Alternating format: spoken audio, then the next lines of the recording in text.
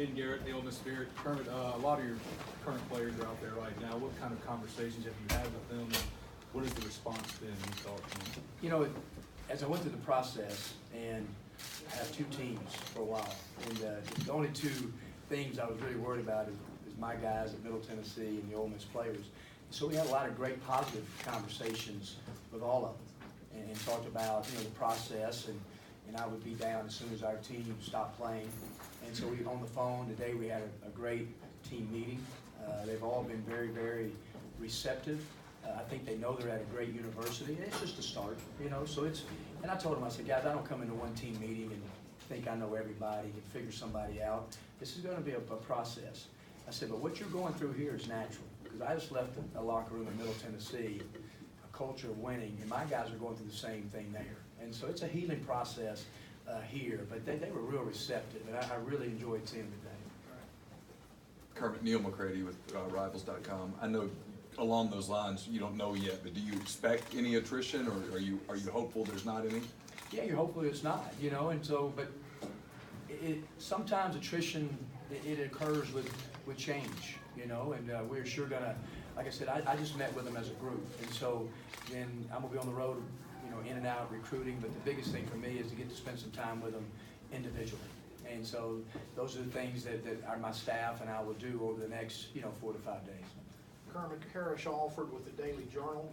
Obviously, your recent success has been well documented in Middle Tennessee.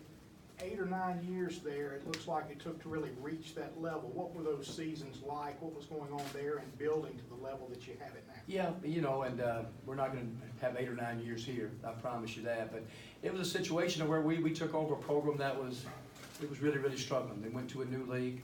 I hate to make excuses, we went through a ton of injuries for about a 4 or 5 year period. We were winning 18, 19 games. But you know what?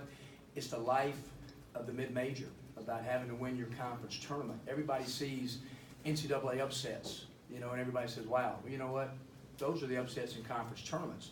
All these teams you watch in NCAA tournaments, you know what? They all got beat in their conference tournaments, most of them. But nobody, it doesn't really matter because they're in already. And so it's just the magnitude of that tournament, but we're proud of kind of what we did the last 7 or 8 years. Kermit, Antonio Morales from the Clay and Ledger. The expectation here is to make the NCAA tournament every year. How do you make that happen?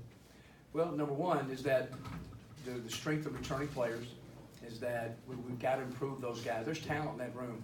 There's talent, and so we've got to individually get their development to go up.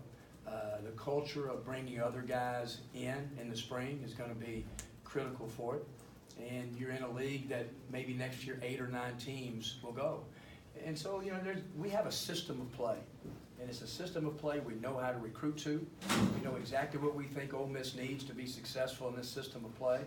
And I just think with this product itself, we're going to get good players. Kermit, Davis Potter, Oxford Eagle, putting together your rosters at Middle Tennessee with a lot of transfers. I know that's part of just the climate of the game today, but do you anticipate doing the same thing here, or do you go out and sign and develop more high school players? The strength here is Giddy Potts, high school player, Reggie Upshaw, high school player, Ed Simpson, a high school player from St. Martin's High School. So we're going to do it with a balance. Here in the SEC, you need to do it with high school players. You need to do it with high school players, but you know what? You can, under the SEC guidelines, you can go out. When I was at LSU, we signed the #1 junior college player in America 3 years in a row. So you can do that.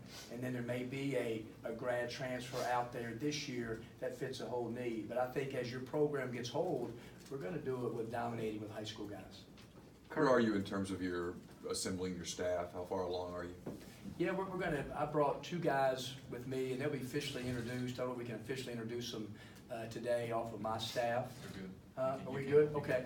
Because I'm going to bring Ronnie Hamilton and Wynn Case with me off of my staff. Greg Grenzing is going to be the interim coach at Middle Tennessee, and he is interviewing for the job that I left.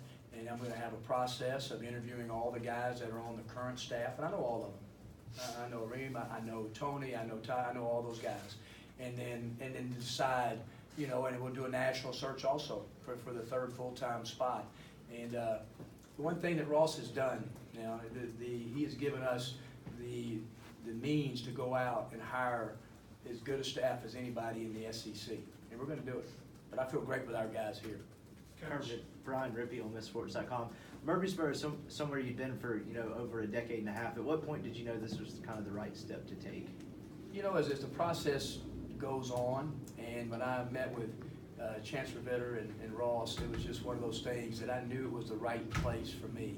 Like I said up there, I wanted to align myself with leadership that I trust, aggressive thinking leadership, and then obviously leadership that is committed. They're all in with Ole Miss basketball. And so the infrastructure is there, and obviously the things that I feel about coming home to Mississippi, being in the Southeastern Conference, it was all just, it was a perfect fit for me.